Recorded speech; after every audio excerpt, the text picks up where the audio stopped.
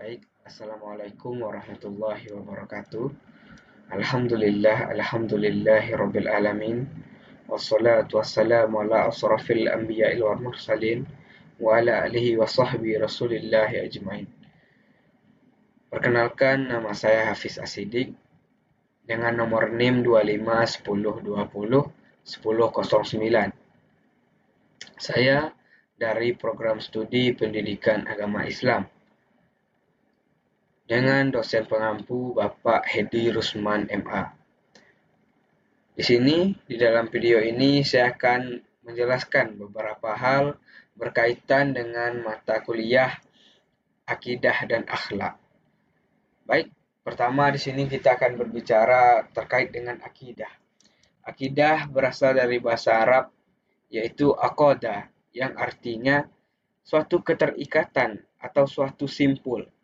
Nah, apabila kita artikan secara istilah, maka akidah berarti suatu keyakinan yang tertanam di dalam hati seorang hamba terhadap Allah Subhanahu wa taala, terhadap para malaikat, terhadap kitab-kitab Allah, terhadap para rasul Allah, terhadap hari kiamat.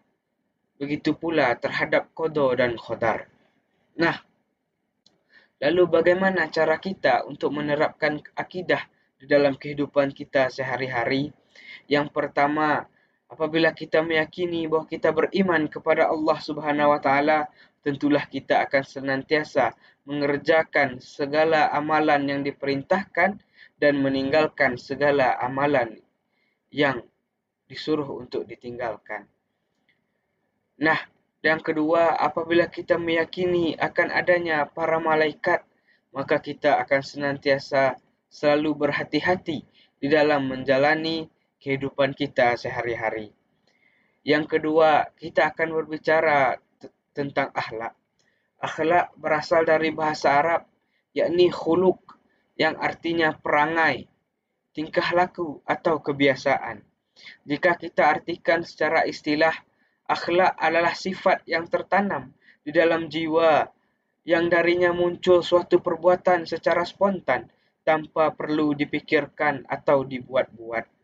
Imam Al-Ghazali juga menambahkan bahwa akhlak adalah keadaan jiwa yang menetap tanpa memerlukan pertimbangan yang panjang. Lalu, apakah perbedaan antara akhlak, etika, dan moral? Etika bersumber dari pemikiran manusia, sedangkan moral bersumber dari adat istiadat dan budaya masyarakat. Sedangkan akhlak bersumber dari ajaran agama yang di dalamnya bisa memunculkan suatu perbuatan yang spontan. Mungkin kita lanjutkan tentang materi ketiga di video selanjutnya. Di materi ketiga ini, kita akan berbicara terkait dengan hakikat penciptaan manusia di dalam Al-Quran. Sebenarnya ada banyak yang menjelaskan tentang hakikat penciptaan manusia. Seperti teori evolusi yang menjelaskan bahwa manusia itu berasal dari evolusi seekor kera. Namun yang akan kita jelaskan adalah yang terdapat di dalam Al-Quran. Ya, sebagaimana firman Allah surah Al-Mu'minun ayat 12 sampai ayat 14 yang berbunyi, A'udzubillahi minasyaitonirrajim. Bismillahirrahmanirrahim.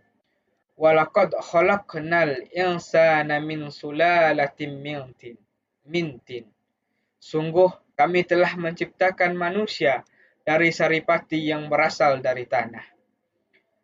Summa ja'alna nutfatan fi qararim makin. Kemudian kami menjadikan air mani di dalam tempat yang kukuh, rahim.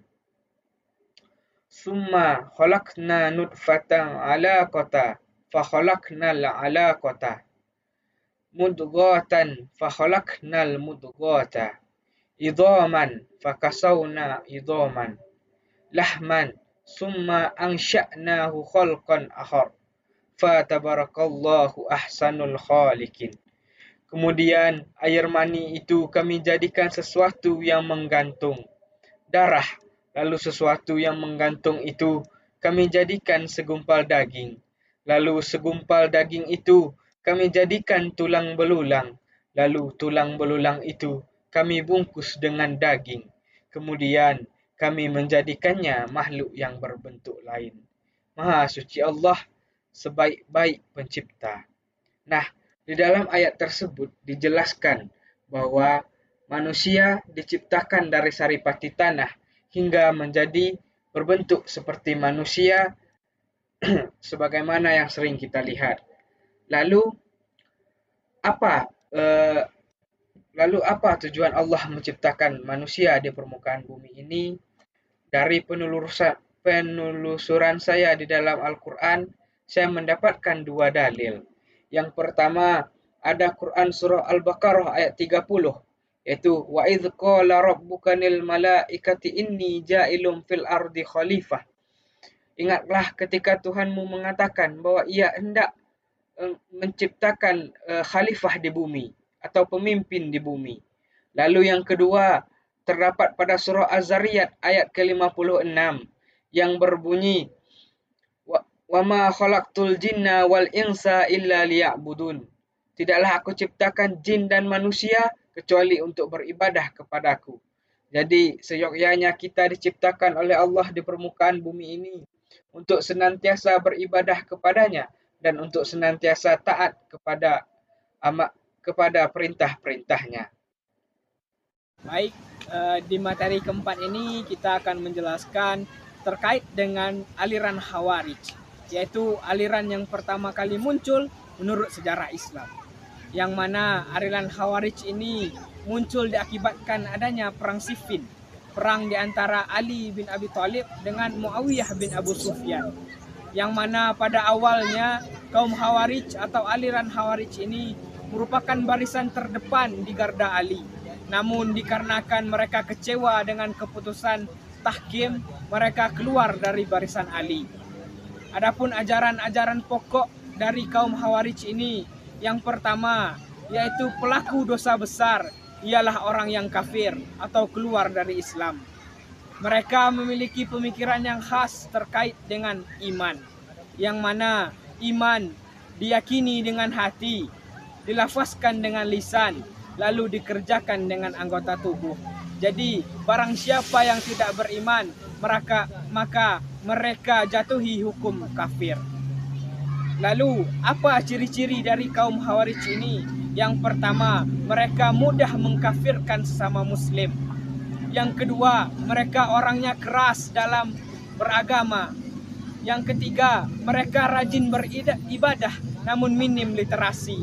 Lalu yang keempat, mereka memiliki suatu prinsip, yaitu tiada hukum selain hukum Allah. Baik, di materi kelima kita akan berbicara tentang kaum Syiah atau aliran Syiah. Aliran Syiah juga muncul diakibatkan dari peristiwa perang Siffin dan peristiwa tahkim. Akan tetapi, jika kaum Khawarij ialah orang-orang yang keluar dari barisan Ali, maka Syiah adalah orang-orang yang tetap berada di barisan Ali. Adapun pokok ajaran dari kaum Syiah yaitu imamah, yang mana mereka menganggap imamah sebagai rukun iman. Adapun beberapa pokok ajaran di dalam imamah yaitu yang pertama, imam ditunjuk langsung oleh Allah melalui nas. Yang kedua, yang berhak menjadi imam ialah orang-orang yang keturunan dari Nabi Muhammad atau Ahlul Bait. Mungkin sekian penjelasan dari materi kelima. Kita lanjut ke materi keenam. Nah, di materi keenam ini kita akan berbicara tentang aliran Mu'tazilah, yaitu aliran ini memiliki dasar pemikiran, yaitu rasionalisme, memahami ajaran agama dengan akal dan pikiran. Mereka menanamkan beberapa prinsip di dalam dasar pemikiran ini, yaitu yang pertama ada tauhid, yaitu Allah menjadi satu-satunya yang patut disembah. Yang kedua ada keadilan, yaitu Allah tidak mungkin menzolimi hambanya yang telah berbuat baik. Lalu yang ketiga ada janji dan ancaman, yaitu Allah akan menepati janjinya kepada orang-orang yang berbuat baik dan menepati ancamannya kepada orang-orang yang berbuat buruk. Selanjutnya ada posisi di antara dua posisi, yaitu orang yang melakukan dosa besar tidak dianggap lagi sebagai orang yang beriman. Namun tidak pula ia keluar dari Islam, yang mana sering mereka sebut dengan orang-orang yang fasik.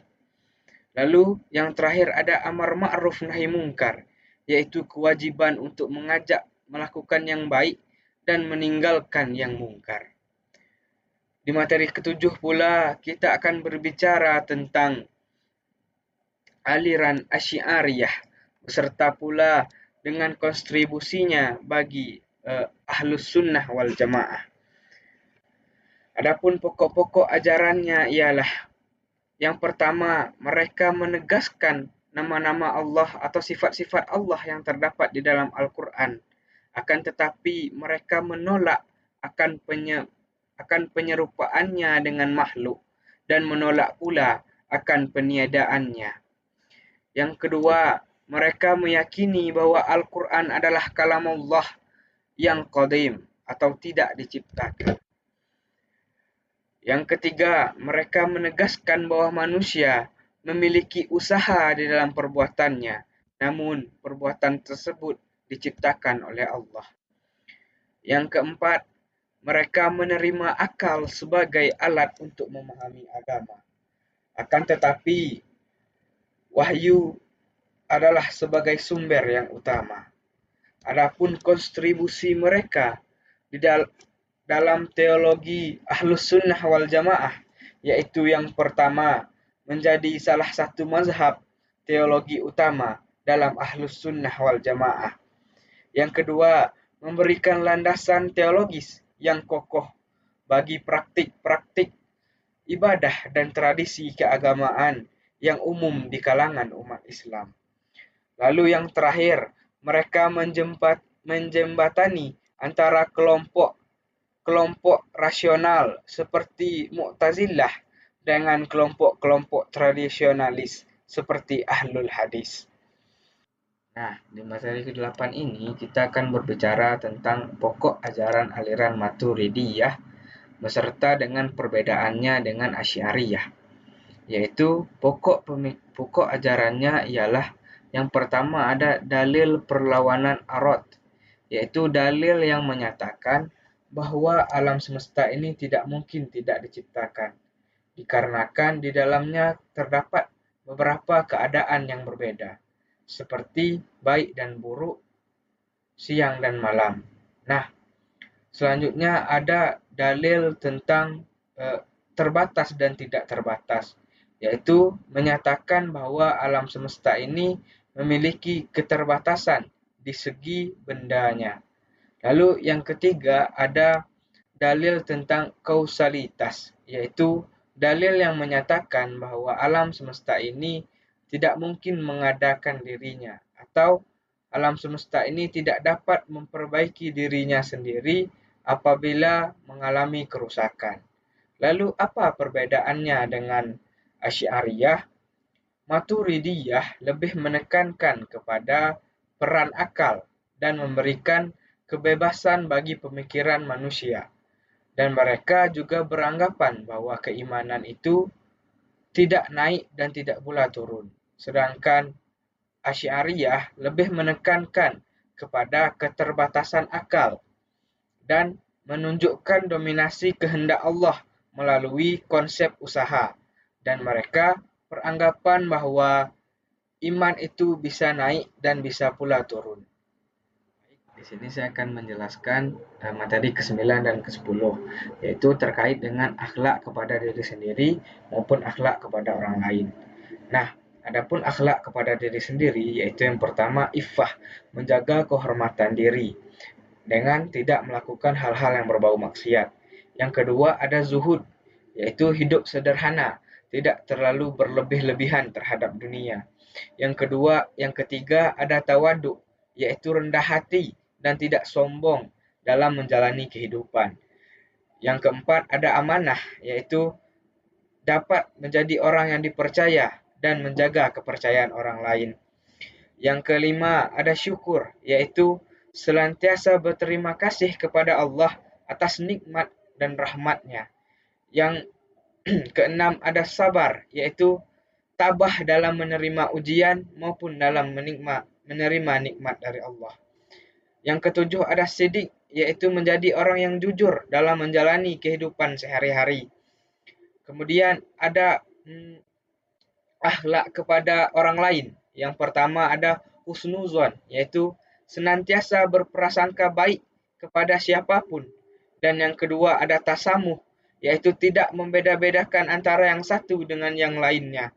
Yang ketiga ada ta'awun, yaitu saling tolong-menolong dalam mengerjakan kebaikan. Kemudian ada pun contohnya di dalam kehidupan sehari-hari, yaitu toleransi antar agama dan gotong royong. Sekian penyampaian video dari saya.